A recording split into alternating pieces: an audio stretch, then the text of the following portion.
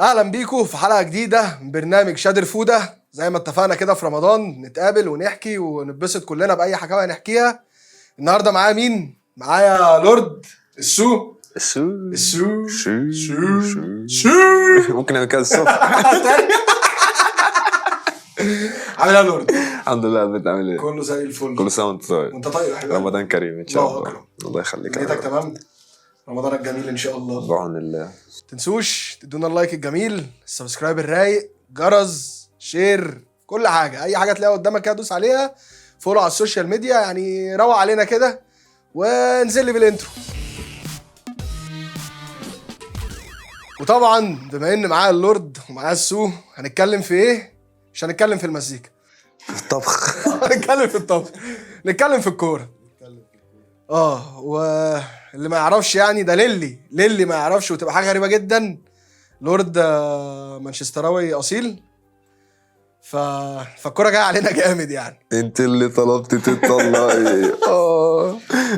بس فقول لي ايه قصتك مع الكوره، وايه قصه السو، وايه اللي ربط الراب بالكوره بالسو ايه القصه دي؟ هقول لك. انا لو كنت لورد اجنورد عادي جدا. حلو. تمام. ف كنت في مره طالع لايف، فواحد دخل لورد مصاحب، لا لورد مش مصاحب، لورد مش عارف ايه، لا مفيش الكلام ده. فدخل البنت فبتقول لي يعني ايه البنت اللي بتعجبك؟ قلت لها والله البنت اللي احلامها ضئيله. قالت لي يعني ايه؟ قلت لها يعني البنت اللي هي مش لاقيه. لا على الله. تكون واحده ايه، مش لاقيها خالص، اللي هي مثلا ايه، تعالى هناكل النهارده فول، كله من خيرك يا سي لورد. يا سي لورد اصلا ماشي. ما ده في الاول خالص بقى. تمام. كله من خيرك يا سي لورد، تعالي النهارده هفسحك في جنينه عابدين عندنا، يا لهوي احنا تحت ضلك يا سي لورد وبتاع كده. انت مستوعب اللي انت بتقوله؟ طيب.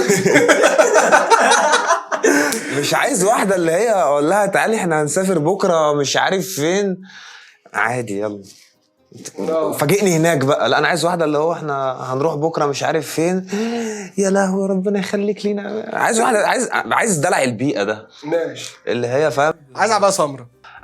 كنت هقول كده قلت احنا في رمضان. بصراحه ايوه يعني انا عايز عبايه سمراء وشبشب في صباعه وبتاع. تمام. وماشيه طرقع في الشقه، ويا سي لورد سي لورد راح وسي لورد جه وسي لورد جاب الشغل وبتاع. فدي كانت بدايتها. فبطلع لايفات فالناس بتخش تهزر معايا ايه سي لورد سي لورد سي لورد سي لورد. والناس عارفه ان انا بحب مانشستر جدا. ولما كان كريستيانو رجع مانشستر كنت انا متصور بتيشيرت اليونايتد، تيشيرت اليونايتد، وكنت عامل الخط ده اللي هو في دماغي ده، فتصورت صوره. فلقيت حد ايه دخل قال لي ايه ده انت شبه كريستيانو، مش شبه طبعا، مش عارف شبه كريستيانو من اي ناحيه، بس ده واحد كاتب كده يعني كمان. فدخل واحد قال له سي لورد، فعجبتني انا بقى. فرحت قفشت. انا اصلا ما بحبش اسم لورد اجنورد ده. انا اتسميت بيه. انا اتسميت بيه، مش انا اللي مختاره. فقفشت بقى. بس ومن هنا بقى بقيت سي لورد. سي لورد بالعربي اللي هي زي السيد، وسي التانية شو سي. مش هنخلص، هنفضل كده مش هنخلص. وبعدين بس وراحت من هنا. طيب يعني دي قصة سو لورد او سي لورد. احكي لي بقى قصتك مع اليونايتد. الام واحزان بقى، الام واحزان اصلا لليونايتد. يعني تعالى عشان خاطر في ناس كتير دلوقتي بقابلهم يقول لي يا ابني يونايتد ايه وبتاع وانت مش عارف ايه فلا احنا يعني اسمع لليونايتد. بص، هي بداية الحوار. تعالى نتكلم في الكورة في البداية خالص. اصلا عرفت الكورة ازاي؟ عرفت الكورة عن طريق خالي. جميل. خالي قال لي تعالى في ماتش وبتاع مش عارف ايه، هنتفرج عليه، كنا في البيت يعني. فكان ماتش للزمالك. حلو. فهو زملكاوي. فقال لي ايه، احنا هنشجع اللابس ابيض. اصلا يعني انا اصلا كنت زملكاوي. ده انا هموتك ضحك. تمام. فخلاص تمام، انا خالي وبتاع، فقعدنا احنا الاتنين نشجع الزمالك وبتاع والدنيا جميله. بعدها حابه لقيت ابويا بيتفرج على ماتش، بس مش ده اللي هو الزمالك اللي خالي قال لي عليه. ده الكلام ده كنت انا طفل جدا يعني. فشفت عماد متعب بقى والشباب وابو تريكه بقى وبركات، فحبيت الاهلي.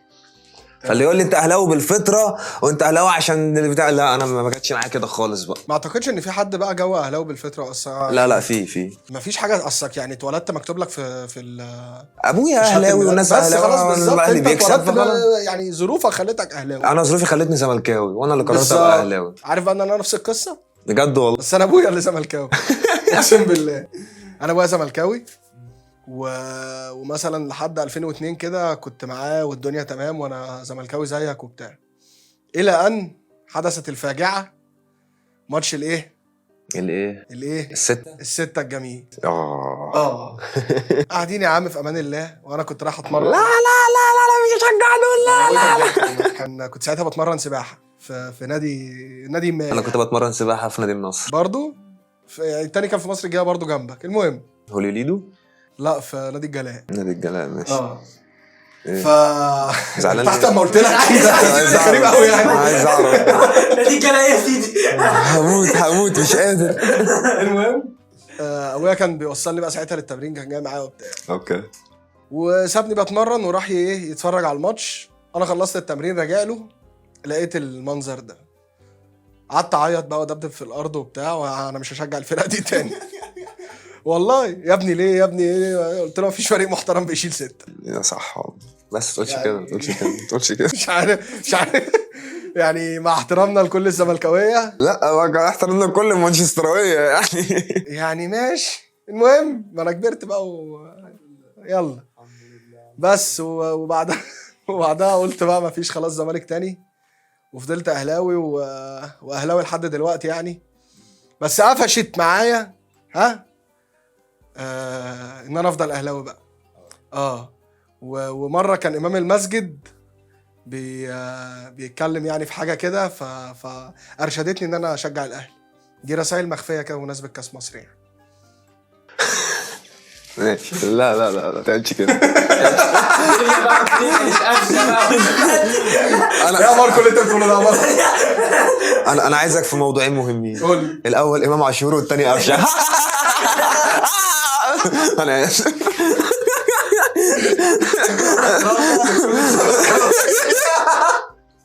ماتش معفن.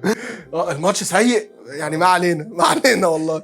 والفكره انه حلو يلا واستاد وكل حاجه حوالين الماتش حلوه. احنا داخلين الماتش دايخين يعني انا اصلا عقبال ما الماتش ابتدى كنت فرهطت، انا مش فاهم حاجه ايه اللي بيحصل. وعمرو دياب بيجري عمرو دياب بيجري اسرع من موديست. يا عم اقول لك حاجه، عمرو دياب عامل قصه كره تنس. ما فهمش ان هو جاي يلعب. بص الحته دي يمكن نعمل معاه تراك في المستقبل ولا حاجه. عمرو دياب ماشي. قص يعني تيت عمرو دياب يعني. حط تيت على عمرو دياب اللي عنده وسيب لنا كلمه تيت عمرو دياب. نرجع لمانشستر يونايتد. ارجع لمانشستر يونايتد صحيح. فانا كنت بحب العب يعني. انا لعبت اتاري وبلاي ستيشن 1 وبتاع مش عارف ايه.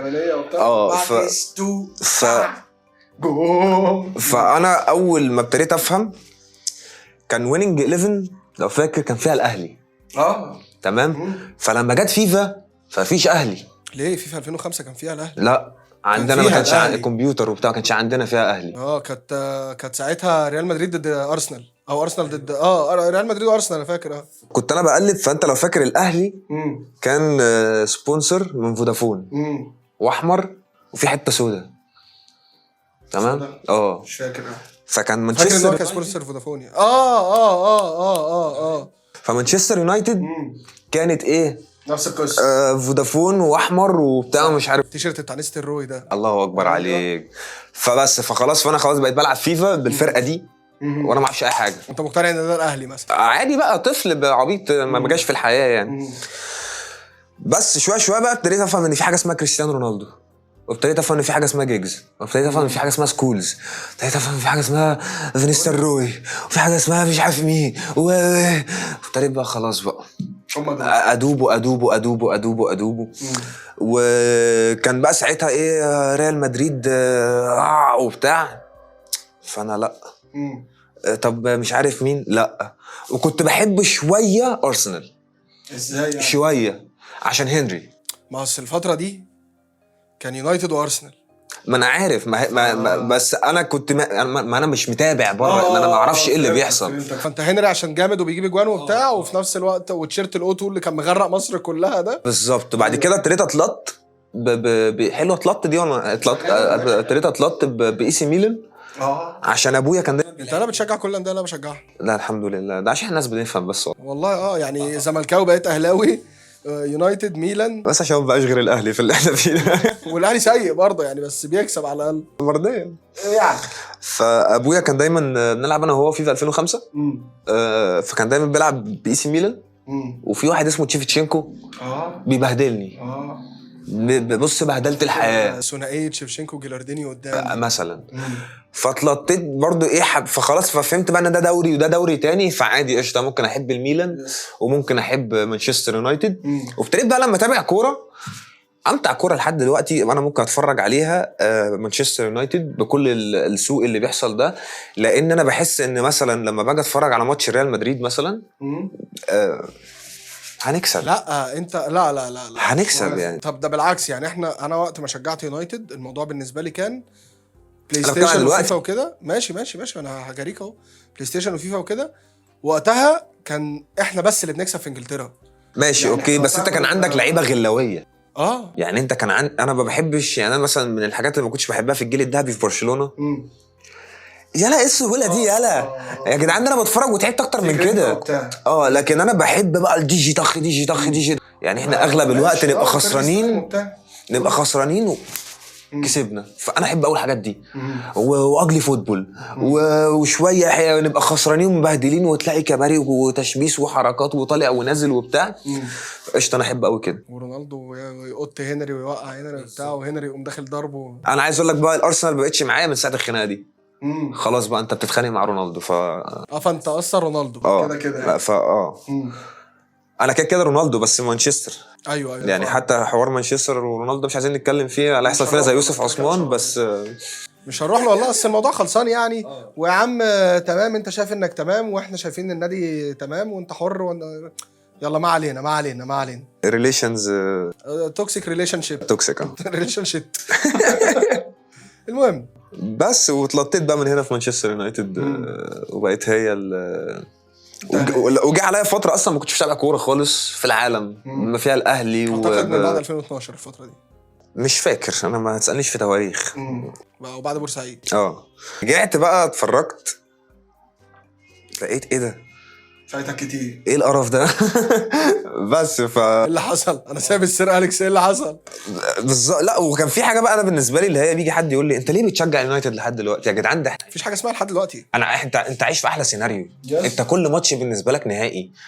انت ممكن تلاعب اقوى فرقه وتكسبها، ممكن تلاعب اضعف فرقه وتمسح بوشك النجيله يعني. فلا سيناريوهات ومين هيمشي ومين هيدخل ومين هيشتم ومين مش عارف ايه، فمش محتاجين نتفليكس يعني. احنا دلوقتي يعني اقوى فرقه بتزعلنا واضعف فرقه بتزعلنا يا جدع. ليه مش انت السنه اللي فاتت يا عم مش كسبت ليفربول؟ ماشي وبعد كده جت اديتك على وشك 7 بالظبط يعني. ما هو ده سيناريو مش منطقي الا عندي. ماشي يا فاهم حاجه، ده سيناريو مش منطقي الا عندي. طب ما انا يا عم انا عايز سيناريوهات من اللي هي لا متهيألي انا عايز اقول عايزها بإندنج بالله. عشان تعبت يا صاح والله تعبت يا شي. انا واحد كل شويه يا جماعه بحكم ان انا في برنامج كوره كابتن كشري تبسطوا برضه هناك، دولو سبسكرايب فغصب عني بتفرج على كل الماتشات، فلاقي فرق بتروح مع طوب الارض تداس على وشها وتيجي علينا. طب ايه يا ريس؟ ما ايه استون فيلا ايه مالها؟ مش اديناها على وشها رايح جاي؟ ده انت بتضلين كسبت. اديتها رايح جاي ولا لا يا عم؟ ماشي انا عايز خلاص يا عم. ارسنال فائت من اللي هي فيه واحنا لسه يا اخوانا فوقوا. احنا قصتنا تختلف عن قصه ارسنال 180 درجه.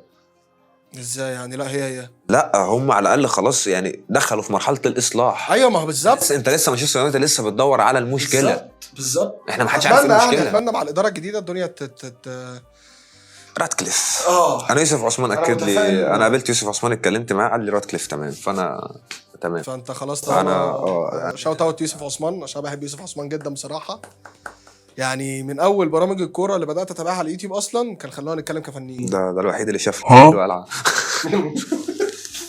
يابا يابا رمضان يابا، كل سنه وانت طيب يابا. طيب كنت بتروح بقى استادات وماتشات وبتاع؟ يعني حضرت قبل كده ماتشات في الاستاد؟ طبعا. ايه اول ماتش؟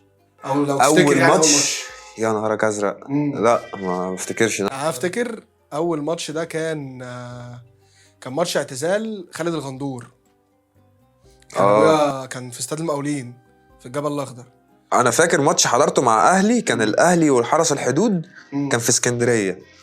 بس اني ماتش بقى ما تسالنيش، كنت طفل جدا. وحضرت ماتشات لمنتخب مصر برضه مع اهلي. انا ده ابويا زملكاوي، فخدني معاه بقى خالد الغندور ده بالنسبه يعني لجمهور الزمالك ايقونه يعني، فاهم؟ كلاعب كوره، وهو كان لعيب حلو بصراحه، ما ننكرش ده يعني. فطبعا ابويا بقى رايح بحماس وشغف وبتاع، وانا فاكر حتى حمائي غنى، حمائي وعصام كاريكا والله غنوا اليوم ده في الاستاد. انا فاكر ماتش اعتزال، وفاكر ماتش 5-5 اعتزال. الماتش خلص 5-5. ايوه. فده كان اول ماتش، ومن بعدها بقى ما تعدش للماتشات يعني. عشت كتير في الاستاد بصراحه، مده طويله. لا انا ما رحتش كتير. لا انا رحت كتير بصراحه، الى ان ذهب الاستاد ذهبت كره القدم المصريه كلها، راحت في ده يعني. بس ما علينا عشان من انا ما رضيتش اقولها. طيب انا بقول لك بقى. طيب ايه اغرب ماتش عدى عليك كده، اللي هو ايه يا جدعان الهبل اللي بيحصل ده؟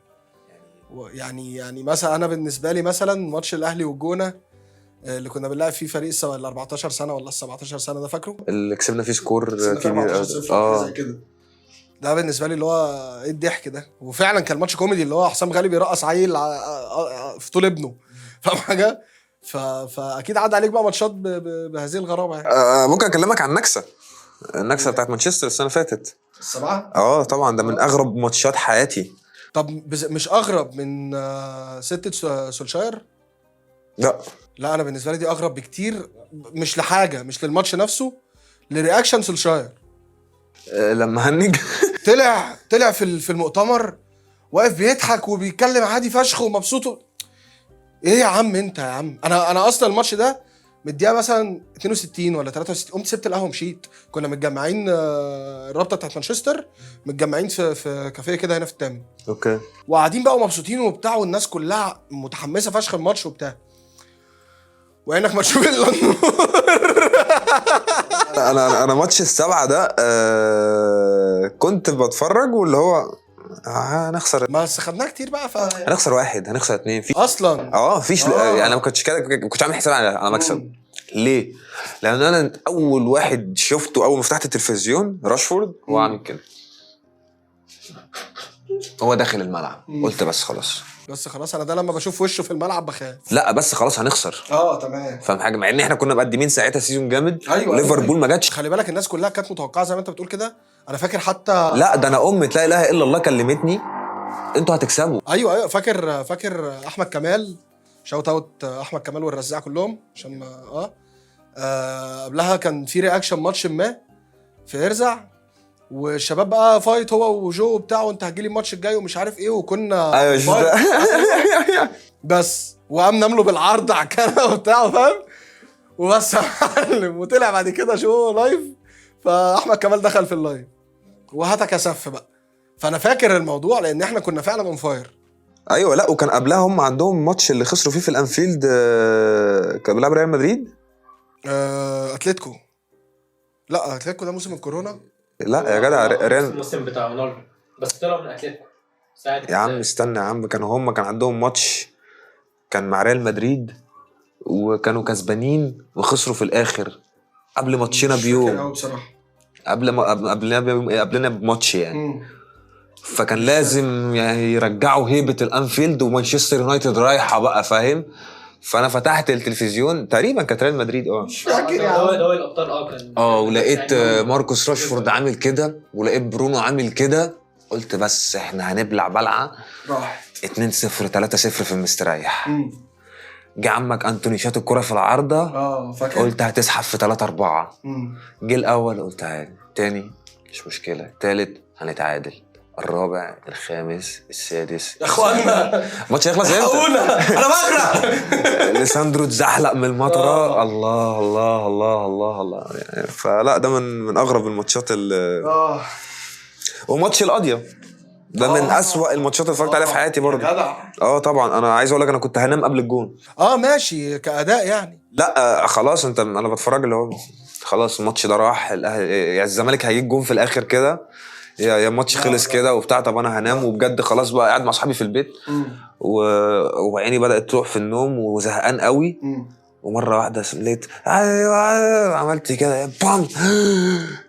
فبرضه انا الماتش ده عمري ما هنسى اليوم ده بتفاصيله من اول اليوم، لان احنا كنا خارجين انا وشويه شباب صحابي يعني.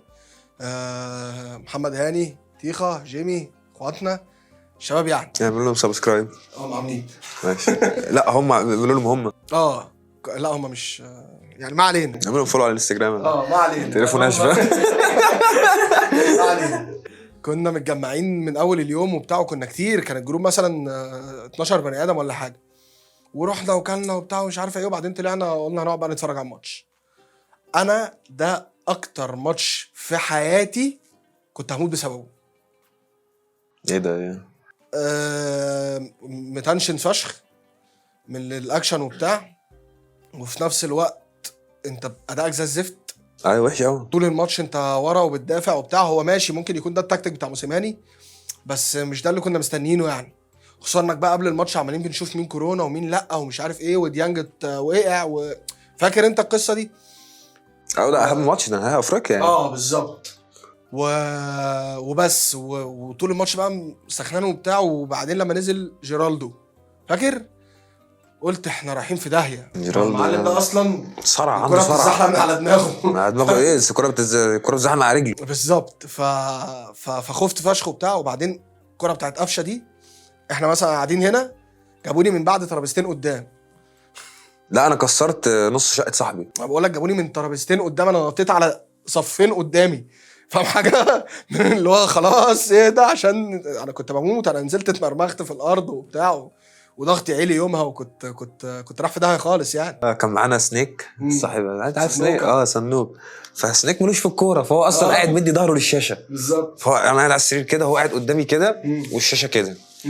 فاول ما جه الجون مفيش غيره بقى جول يا ولادي يا ولادي يلعب يا عم جول. قمت ضربت في اصحابي وقعدت اشتم وبتاع، وجالي حاله مش منطقيه يعني. لا بس هو الماتش كان يستاهل يعني، والفرحه كانت تستاهل. وبعد الماتش خلصنا وطلعنا على النادي الاهلي. انا تقريبا من ساعه الماتش ده ما عنديش شغف لاي ماتش تاني بعد الماتش ده ما فرحتش لماتش، او ما سخنتش مع ماتش بالاداء ده. لا ما فرحتش ولا بطوله بعد كده يعني. ما حسيتش اللي هو تمام الحمد لله. لله. خلاص هو بس ناقصني كاس العالم للانديه وبعد كده يعني كنت مستني نطلع نص نهائي الكاس، نطلع قصدي الفاينل يعني، بس برضو خيشت لي. العيال سيئه بصراحه. طب ايه يعني؟ تمام. عايز تقول حاجه تاني؟ لا انت عايز تقول حاجه تاني يعني. كل سنه وانتم طيبين، رمضان كريم. وما تنسوش رمضان مش بس عشان نقعد نتفرج على التلفزيون والمسلسلات ونقضيها هلس يعني وضحك. رمضان فيه عباده وفيه حاجات كتير مهمه. يعني راضي ربك وبعدين راضي نفسك، وكده كده هتتبسط، وكده كده عندك الوقت انك تتبسط وتتفرج على كل حاجه. الدنيا ما بقتش يعني زي الاول نظام بقى انا عايز الحق المسلسل ولا عايز الحق الحلقه. لا يا باشا، كل حاجه دلوقتي بقت سهله وموجوده وتعرف تتفرج عليها براحتك. فراضي ربنا وبعدين راضي نفسك. وما تنسوش تدعوا لاخواتنا في فلسطين والسودان. احنا لسه مقاطعين. طب اهو ما يقولكش الشله واللمه. هتشربها رمضان بس، هتشتريها رمضان بس، عشان شايفين كلام كده ايه باشا قاطع يعني. رخم، خليك رخم. خلينا ظلي رخم للنهايه. يا غلاسه قاطع عشان خاطر هم هيلعبوا عليك لعبه انه رمضان بس، طب مش عارف ايه بس، طب فاهم؟ زي ما الشيطان بيلعب عليك كده كل مره ويقول لك طب المره دي اخر مره. فما تسمعش كلامه وما تبصليش. تشبيه المعفن ده. والله الشيطان دايما بيخش لك في نفسك. لا ما تشبهش يا عم الشيطان بالكلام ده. هنعمل مش عارف ايه. الشيطان بيتسلسل الشيطان بيتسلسل دلوقتي يا عم، مش فاضي. ما تنسوش تدعوا لاخواتكم في فلسطين، وفي السودان وفي سوريا وفي لبنان وفي كل الوطن العربي والامه الاسلاميه كلها. ما تنسوش تدعوا لهم في صلاتكم، على الفطار، في كل الاوقات يعني. لو الحلقه عجبتكم ما تنسوش تدونا اللايك الجميل، السبسكرايب الرايق، سبسكرايب في الشانل بتاعت لورد طبعا، نزل تراكس جباره، خش هتتبسط، وشير الحلقات مع اصحابك، ويعني رمضان كريم عليك وبس كده.